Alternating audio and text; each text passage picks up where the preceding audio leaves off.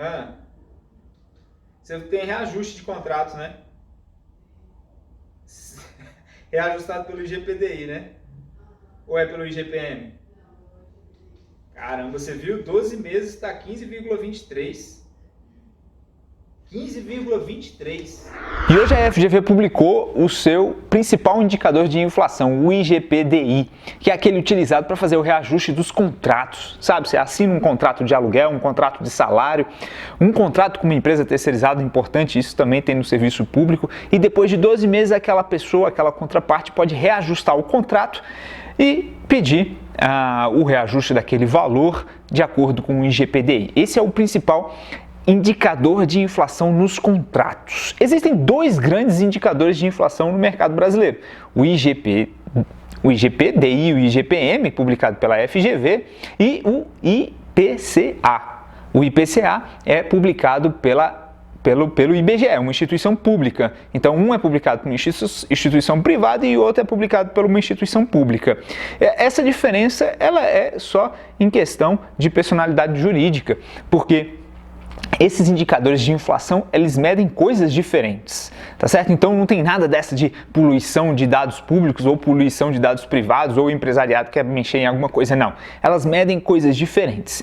E o que chama a atenção é que enquanto o IPCA, publicado pelo IBGE, está ali por volta de 2,4% em 12 meses, o IGPDI está em 15%, ou seja, uma inflação de 15%. Aí a gente tem aquela pergunta: a inflação ela está controlada? Por esses dois indicadores, IPCA está super controlado, abaixo da meta do Bacen, em 2,4%. Agora, o IGP ele está em 15%. É muito elevado isso aí. Imagina que você está lá no aluguel, no supermercado. Você tem um grande varejista alugando aquele supermercado por R$100 mil o aluguel.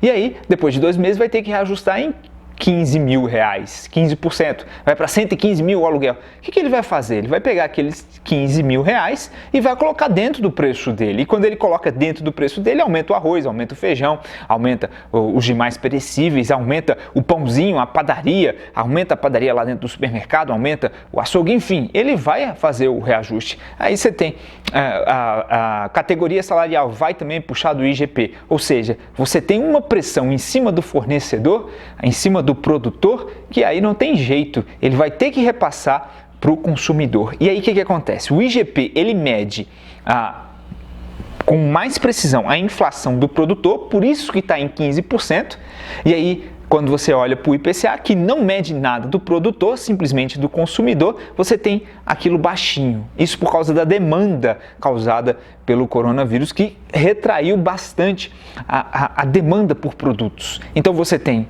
uma inflação muito pesada no produtor e uma inflação pequenininha no consumidor. Em algum momento vai haver transferência da inflação do produtor para o consumidor, porque o produtor não vai ficar parado recebendo 15% de aluguel, de aumento no aluguel, enquanto o consumidor ele vai estar lá comprando coisas sem tomar a inflação. Não tem jeito, vai ter o repasse. E aqui é importante.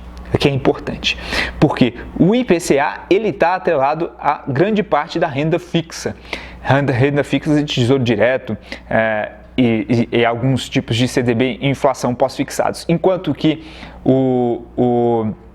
o IGP está muito em fundos imobiliários. Então, é interessante você fazer essa análise lá quando você for comprar o seu fundo imobiliário, olhar se ele está atrelado ao IGP ou ao INPC. Isso é importante para quando houver o repasse desses dois valores, você só saber migrar do fundo imobiliário para algum tipo de tesouro direto na data certa, no período certo, para você não ter esse descolamento entre esses dois tipos de indicadores de inflação.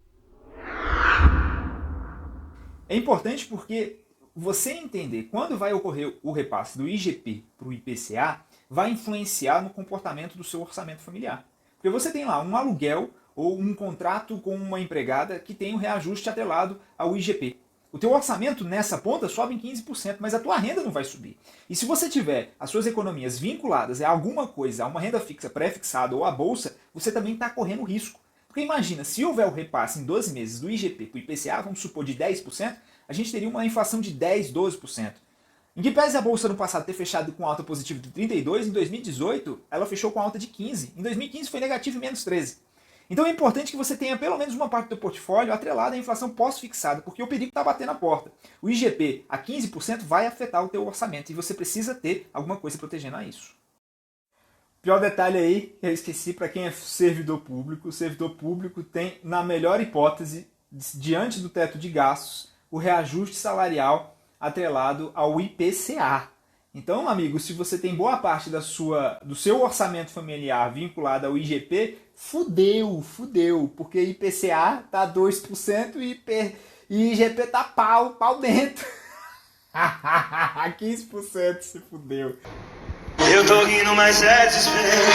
Tô mais perdido que cego em tiroteio rodando na cidade. Com medo de voltar pra casa, olha que faz. No passageiro umas